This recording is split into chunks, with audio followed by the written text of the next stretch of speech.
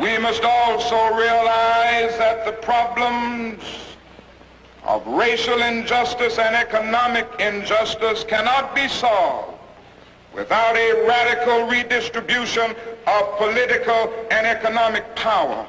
We read one day, we hold these truths to be self-evident, that all men are created equal, that they are endowed by their Creator with certain inalienable rights, that among these are life, liberty, and the pursuit of happiness. But if a man doesn't have a job or an income, he has neither life nor liberty and the possibility for the pursuit of happiness. He merely exists. Estimated that we spend $322,000 for each enemy we kill in Vietnam, while we spend in the so-called war on poverty in America only about $53 for each person classified as poor.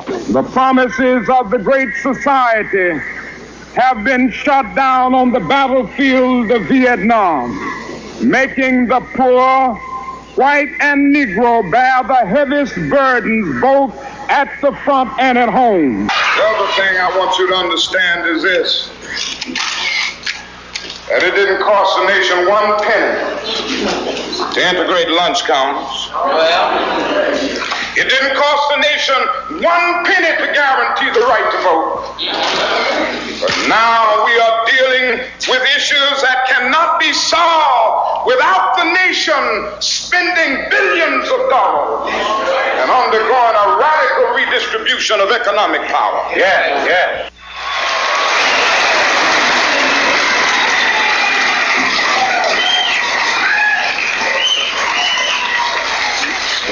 All labor has dignity. Yes. But you're doing another thing.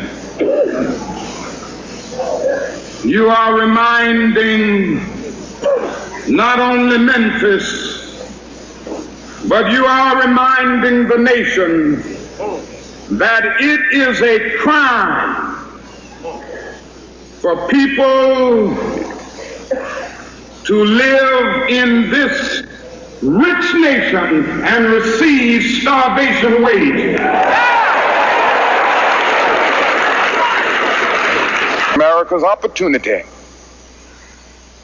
to help bridge the gulf between the haves and the have-nots. And the question is whether America will do it. There's nothing new about poverty. What is new is that we now have the techniques and the resources to get rid of poverty. The real question is whether we have the will. The problem. At the very same time that America refused to give the Negro any land, through an act of Congress, our government was giving away millions of acres of land in the West and the Midwest, which meant that it was willing to undergird its white peasants from Europe with an economic floor. But not only did they give the land, they built land-grant colleges with government money to teach them how to farm. Not only that, they provided county agents to further their expertise in farming. Not only that, they provided low interest rates in order that they could mechanize their farms. Not only that, today, many of these people are receiving millions of dollars in federal subsidies not to farm, and they are the very people telling the black man that he ought to lift himself by his own bootstraps. And this is what we are faced with, and this is the reality. Now, when we come to Washington in this campaign, we are coming to get our check. I come here tonight and plead with you. Believe in yourself and believe that you're somebody. And as I said to the group last night, nobody else can do this for us. No document can do this for us. No Lincolnian emancipation, Proclamation can do this for us. No Kennedonian or Johnsonian civil rights bill can do this for us. If the Negro is to be free, he must move down into the inner resources of his own soul and sign with a pen and ink of self-assertive manhood his own Emancipation Proclamation.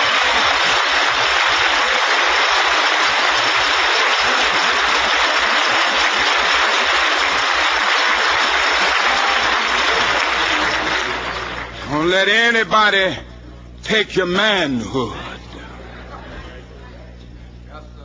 Be proud of our heritage. As somebody said earlier tonight, we don't have anything to be ashamed of.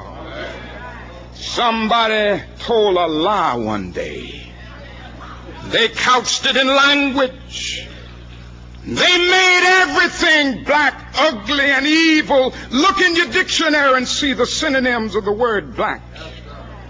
It's always something degrading and low and sinister. Look at the word white. It's always something pure, high, and clean.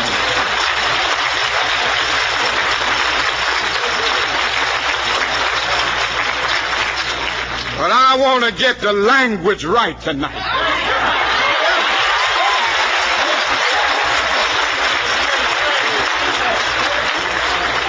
I want to get the language so right that everybody here will cry out, yes, I'm black, I'm proud of it, I'm black and beautiful.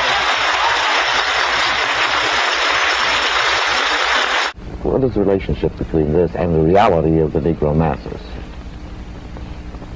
Well, to leave Martin out of it for a moment, Martin's very rare, very great man. Martin's rare for two reasons, partly because just because he is, and because he's a real Christian, and he really believes in nonviolence. He's arrived at something in himself, which permits him, allows him to do it. And he still has great moral authority in the South. He has none whatever in the North.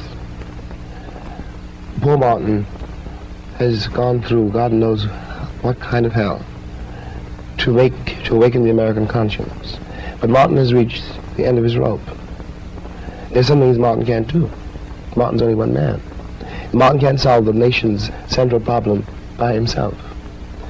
There are lots of people, lots of black people I mean now, who don't go to church no more and don't listen to Martin, you know, and who anyway are themselves produced by civilization, which has always glorified violence unless the Negro had the gun. So that Martin is undercut by the performance of the country. The country is only concerned about nonviolence if it seems that I'm going to get violent. But it's not worried about nonviolence if it's some Alabama sheriff. Jim, what do you see deep in the recesses of your own mind as the future of our nation?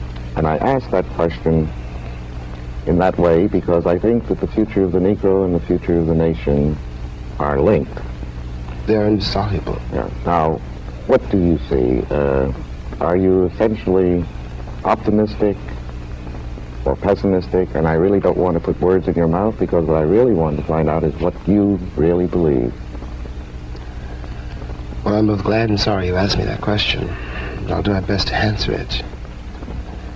I can't be a pessimist because I'm alive. To be a pessimist means that you have agreed that human life is an academic matter. So I'm forced to be an optimist. I'm forced to believe that we can survive whatever we must survive. But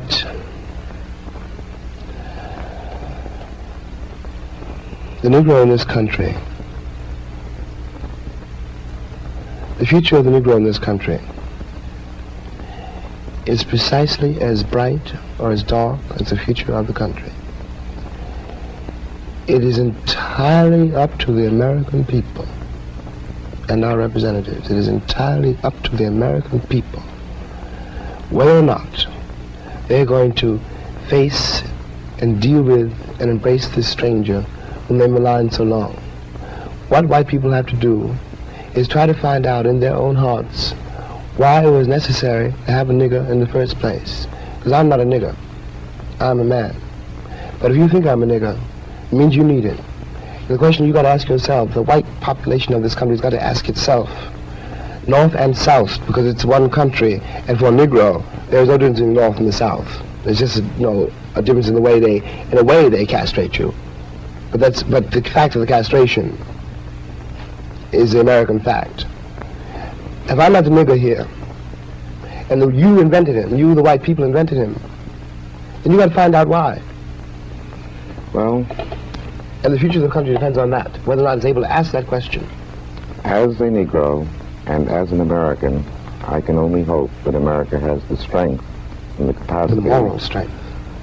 to ask and answer that question in affirmative Simply and to face that constructive ways. question. To face that question. Thank you very much. Thank you, And- Ken.